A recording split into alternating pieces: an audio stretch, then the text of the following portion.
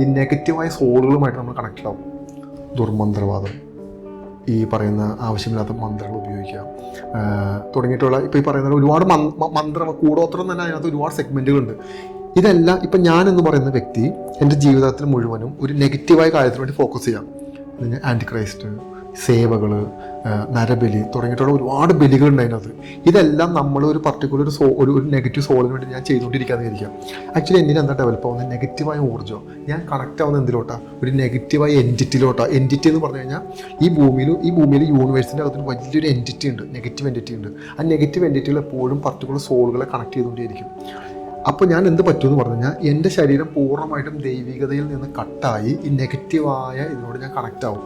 അപ്പോൾ എൻ്റെ സോള് പതുക്കെ നെഗറ്റീവ് സോളിലോട്ട് പതുക്കെ തിരിയും. ഞാൻ ആദ്യം പറഞ്ഞല്ലോ, നമ്മുടെ ഉള്ളിലിരിക്കുന്ന ആത്മാവ് എന്ന് പറഞ്ഞ ചൈതന്യം എന്ന് പറയുന്നത് ഈശ്വരൻ്റെ ഒരു അംശമാണ്. പക്ഷേ അതിന് നമ്മൾ ഇല്ലാണ്ടാക്കി കളയും.